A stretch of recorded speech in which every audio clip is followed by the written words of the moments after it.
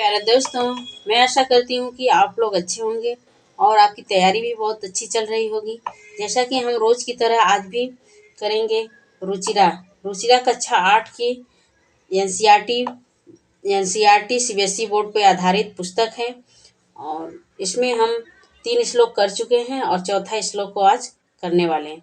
आज चौथा श्लोक में क्या दिया गया है उसको पढ़ते हैं। मैं पीत्वा रसं तु कटुकं मधुरं समानं माधुर्यं मे युज्यने मधुमक्षिका असौ सन्तः तथैव संसज्जन दुर्जनानां श्रुत्वा वचः मधुरसुक्तरसं सृजयन्ति।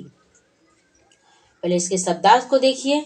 शब्दार्थ जब अगर हम कर लेते हैं तो हमें अर्थ करना आसान हो जाता है। तो सबसे पहले हम इसके शब्दार्थ को करेंगे। पित्वा में स्पीकर, इसमें त्वा प्रत्यय लगा है। त्वा प्रत्यय का अर्थ होता है करके, कर या करके। रसम मिश रस को, तू मिश या, कटुकम मिश कटुक, कसैला, मधुरम मिश मधुर, समानम मिश समान, माधुर्य मिश सहत माधुर्य अर्थात वो भी मधुर, जन्म में जन्म करती है, मधुमक्षिका उत्पन्न करती है, मधुमाक्षिका मतलब मधुमाक्षिका में मधुमक्खी, असौ मिश या, संता मिश सन तथे उसी प्रकार से सम सब बराबर, सज्जन दुर्जन, सज्जन मिश सज्जन, दुर्जना नाम मिश दुर्जन दुष्ट लोगों की, श्रुत्वा मिश सुनकर, वचः मिश वाणी, मधुर मिश मधुर मीठा, सूक्त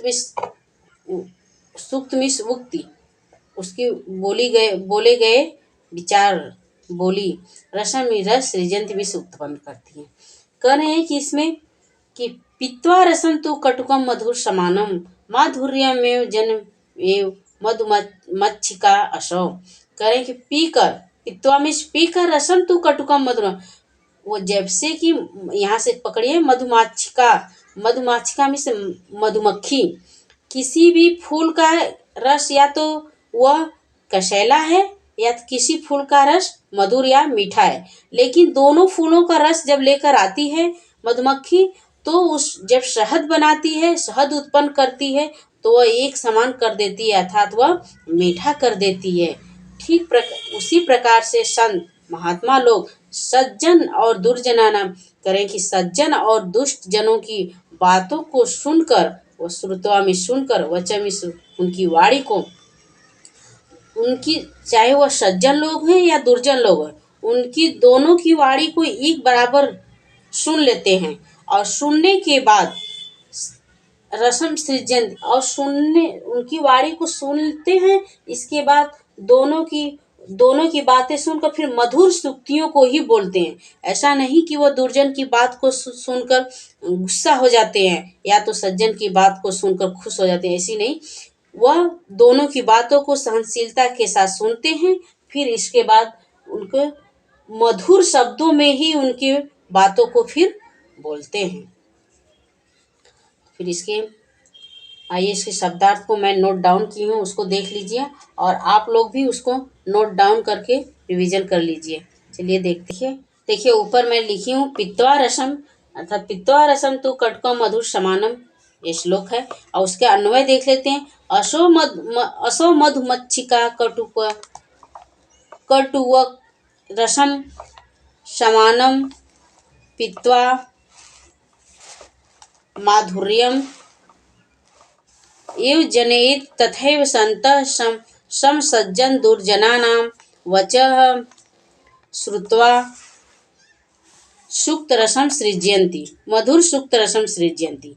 और इसके अर्थ को देखिए, जैसा कि मैं बताई वही अर्थ इसका भी है। जिस प्रकार मधुमक्खी कड़वा या मधुर रस पीकर मधु का ही निर्माण करती है अर्थात अपने स्वभाव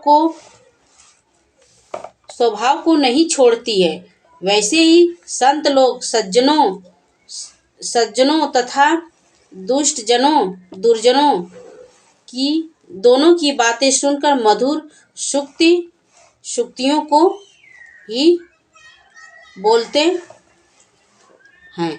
करें कि जिस प्रकार से मधुमक्खी कड़वा या मधुर रस को लेकर मधु का ही निर्माण करती है, वो अपने स्वभाव को नहीं छोड़ती है, ठीक उसी प्रकार से संत लोग भी सज्जनों तथा दुष्ट जनों की बातों को सुनकर मधुर सूक्तियों को ही बोलते हैं।